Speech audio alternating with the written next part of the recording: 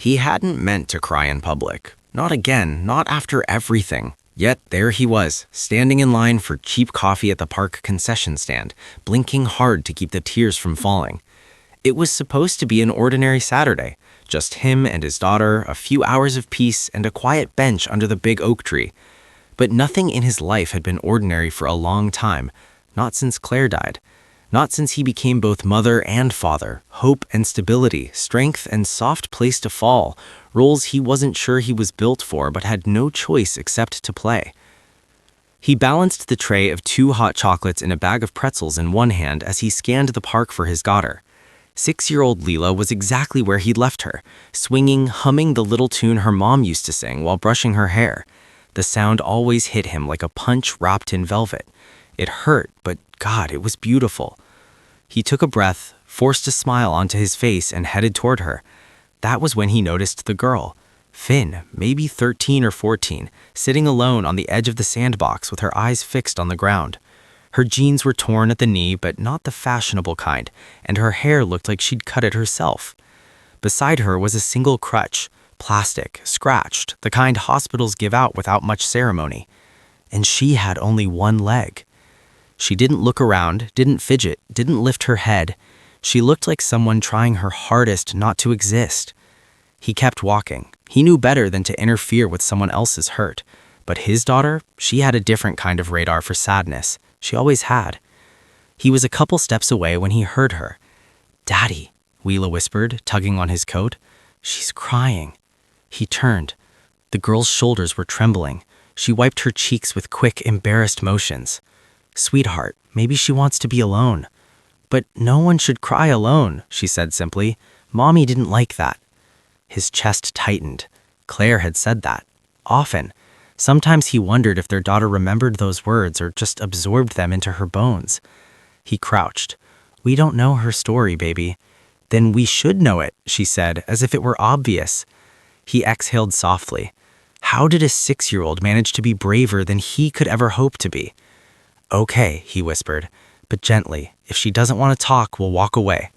Leela nodded, her curls bouncing, and marched toward the girl like a tiny soldier of kindness. He followed, heart uneasy, hands full of hot chocolate and pretzels. The girl didn't look up. "Hi," Leela said, plopping beside her. The girl startled. Her eyes darted between father and daughter, wary and wounded, like an animal expecting to be kicked. "I'm Leela," the child said, swinging her legs. "This is my dad. We brought snacks." He gently placed the tray down. "You're welcome to join us if you want." The girl swallowed, tense. "I'm fine." "You don't look fine," Leela said with disarming honesty. "Leela," he whispered, "remember the gentle part?" She blinked. "I am being gentle." A tiny sound escaped the older girl, almost a laugh, almost a sob. She wiped her face again. "I'm okay," she repeated, but her voice cracked. Leela scooted closer. "Can I sit here?" she asked. The girl froze. Her eyes filled with tears so quickly as if she had been holding them back for hours. Why would you want to sit with me?" she whispered. "Because you're sad, and sad people need not sad people." This time, the girl let out a shaky laugh that dissolved instantly into more tears. He placed the hot chocolate gently in front of the girl. "You don't have to talk," he said softly. "Just sit with us, no pressure." She stared at the cup like no one had handed her something warm in a long time.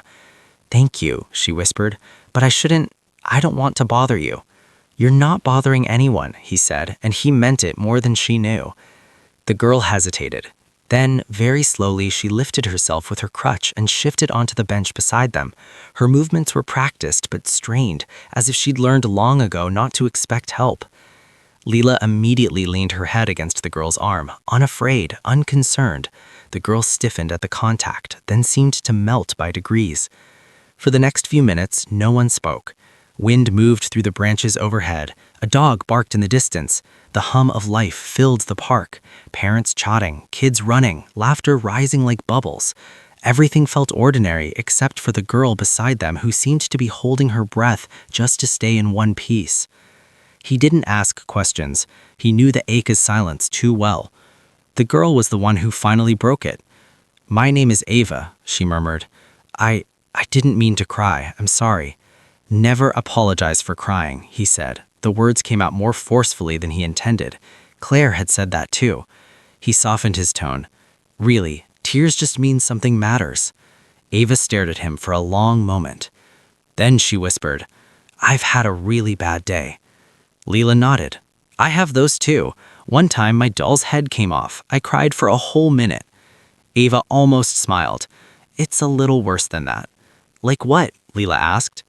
Baby, he said gently, remember what we talked about? She doesn't have to tell us. Ava shook her head. No, it's okay. I just got dropped off at the wrong stop. He blinked. Where were you supposed to go? The hospital. Her voice was thin. Physical therapy.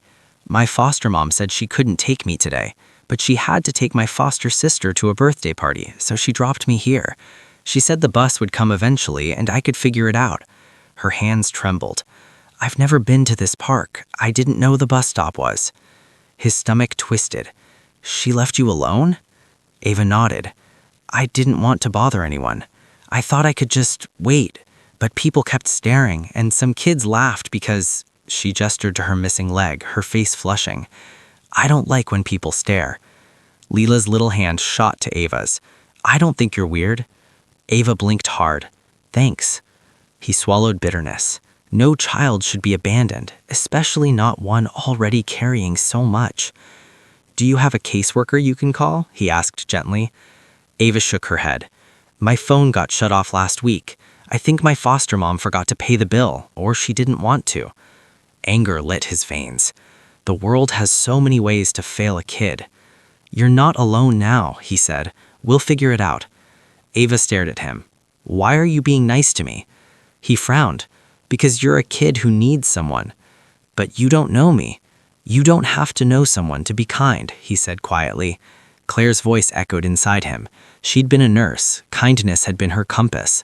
Sometimes strangers have more heart for you than the people who are supposed to care. Ava's chin trembled. That's really true. He looked at Leela. Sweetheart, why don't we sit on the swings? Let Ava rest.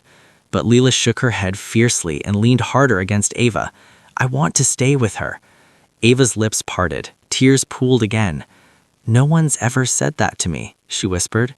He felt something inside him crack. This girl, this brave, gentle, abandoned child had been treated like an inconvenience. Can we take her home? Leela asked suddenly. Ava's eyes flew wide. No, I don't want to cause trouble. You're not trouble, Leela protested. He gently placed a hand on his daughter's shoulder. We can't take her home, baby, but we can help her get somewhere safe. Ava looked down. I don't know if anywhere is safe. He inhaled slowly. Okay, then we'll stay with you until it is. Ava wiped at her cheek again, but this time her tears were softer, less frantic. Why? She whispered. Because if my daughter was alone and scared, I'd want someone to help her too. A quiet sound escaped her, half gasp, half sob. Can I... She began, but her voice broke. She tried again. Can I sit here? As long as you need, he said. Ava nodded, swallowing a sob. Thank you. She leaned slightly, barely, toward him, not enough to presume comfort, but enough to seek it. And that was all he needed. He moved slowly, giving her space to pull away if she wanted, and gently placed his arm along the back of the bench behind her, not touching, just close, a presence, a shelter. Leela climbed onto Ava's lap as naturally as if she'd known her forever. Ava stiffened in surprise, then let out a trembling breath and wrapped an arm around her. The moment was so fragile, so painfully beautiful, he felt his throat tighten. For the next 20 minutes they sat like that, the three of them, a makeshift family made of Saturday afternoons and unexpected connections.